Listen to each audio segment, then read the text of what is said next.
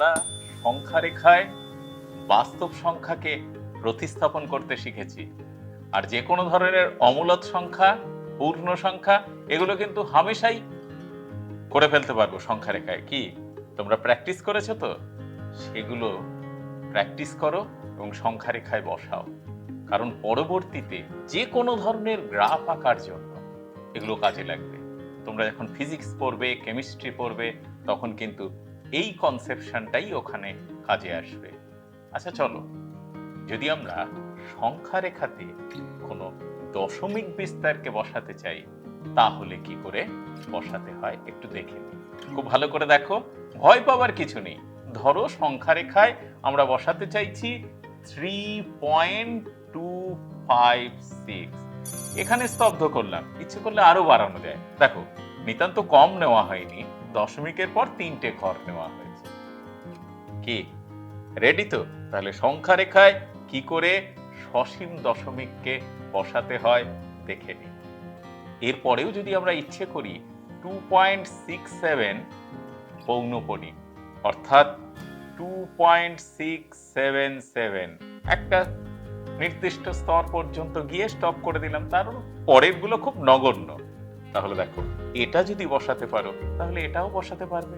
তাহলে দেখো যে কোনো মূলদ সংখ্যার দশমিক বিস্তার আমরা কি জেনেছি? সসীম, অসীম, অসীম মিশ্র, অসীম শুদ্ধ। এখানে অসীম মিশ্র নেওয়া হয়েছে।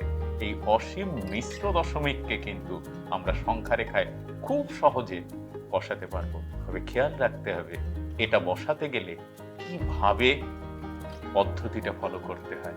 একবারে কিন্তু বসানো যায় না, একটু ধাপে ধাপে করতে হয়। তাতে কি আছে, আমরা যদি পদ্ধতিটা শিখেই নেই তাহলে যে কোনো সংখ্যাই আসুক না কেন বসাতে তো পারবোই। চলো তাহলে আমরা শুরু করি। আমরা প্রথমে একটা সংখ্যা রেখা নিলাম। সংখ্যা রেখার উপর 0, 1, 2, 3, 4 একদিকে নিলাম, আর অন্যদিকে -1, -2, -3 করে করে নিলাম। তাহলে কি এটা কি পূর্ণ সংখ্যার একটা সংখ্যা রেখা হলো? দেখো পূর্ণ সংখ্যা। তাহলে বলো তো 3.256 এই সংখ্যা রেখার ঠিক কোথায় আসবে? 3 এর চাইতে বেশি আর 4 এর কম। তাই আমরা কি করলাম? 3 আর 4 অঞ্চলটাকে চিহ্নিত করলাম। দেখো ওই অঞ্চলটাকে আমরা নিয়ে আসলাম নিচের স্টেজে, অর্থাৎ ওই অঞ্চলটাকে বড় করে দেখলাম।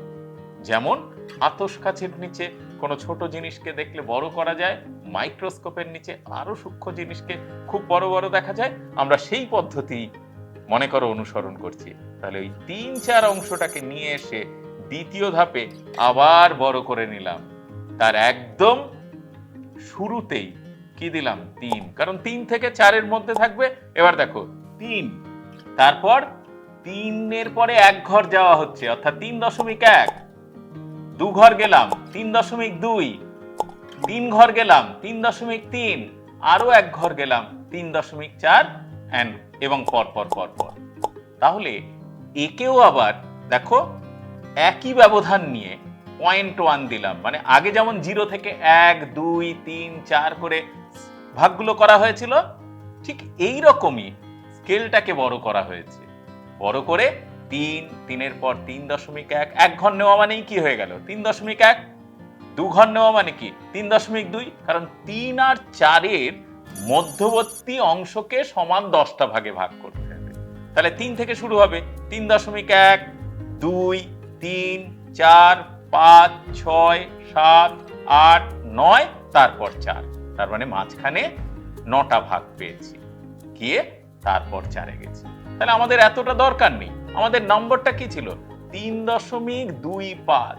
তাহলে তো বলো 3.2 পেয়েছি, তারপরে কি 5 আছে, তাহলে 2 আর 3 এর মাঝখানে এবার ঘর থাকবে। তাই দেখো আমরা কোন জায়গাটাকে চিহ্নিত করলাম? 3.2 আর 3.3 এই অংশটাকে চিহ্নিত করেছি, কারণ ওই অংশের মধ্যেই কে থাকবে? 3.256 থাকবে। আবার তৃতীয় ধাপে দেখো ওই 3.2 আর 3.4 কে আবার বড় করে দেখানো হলো। দেখিয়ে 3.2 থেকে শুরু হচ্ছে, আবার তার মাঝে সমান ভাগে ভাগ করে নেওয়া হচ্ছে 3.21, 3.22, 3.23, 3.24, 3.25, 3.26। আর কি নেওয়ার দরকার আছে? নেই, কারণ 3.25। তাহলে দেখো 3.25 আর 3.26 এই অংশটা আবার চিহ্নিত করলাম, ওকে আবার আর একটা ধাপে নিয়ে আসলাম। তার মানে এবার চতুর্থ ধাপে যাচ্ছি। চতুর্থ ধাপে দেখো একদম শুরুতেই কি রেখেছি? 3.25, আর একদম শেষে কি রাখবো? 3.26। তাহলে তাদের মাঝে আমরা কি কি আবার ঘরগুলোকে ওই অংশকে সমান ভাগে ভাগ করব।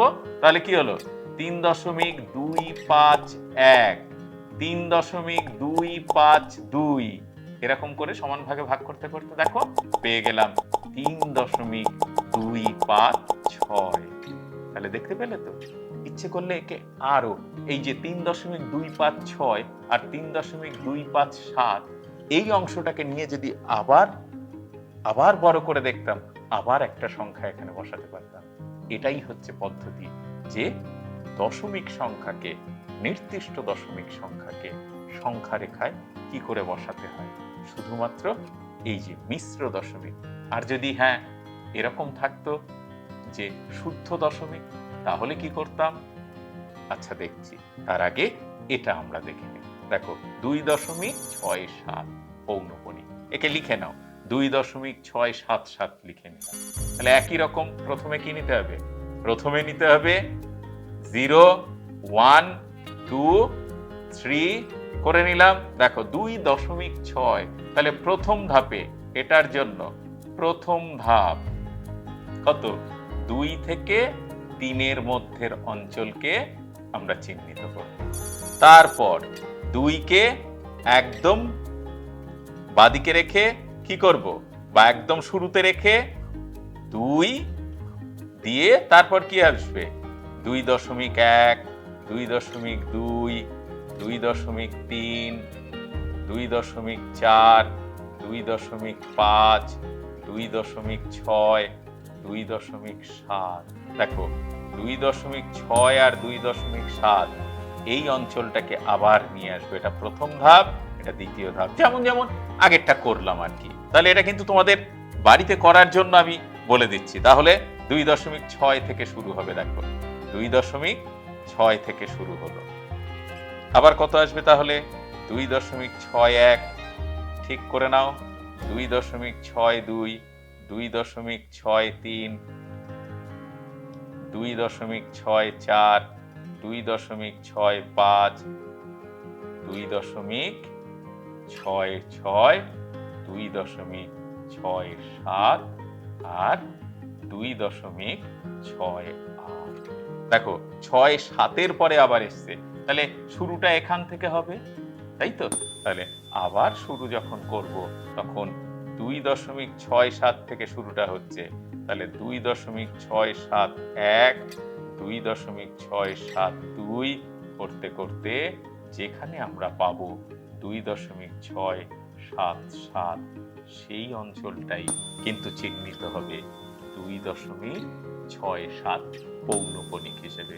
তাহলে শুদ্ধ বা মিশ্র দশমিকের প্রকাশের জন্য সংখ্যা রেখায় এরকম ভাবে প্রথম অংশ থেকে বড় করে দ্বিতীয় অংশ, দ্বিতীয় অংশকে আরো বড় করে তৃতীয় অংশ, তৃতীয় অংশ থেকে আরো বড় করে চতুর্থ অংশ, এই রকম ক্রম পর্যায়ে ধারাবাহিকভাবে দেখাতে হয়।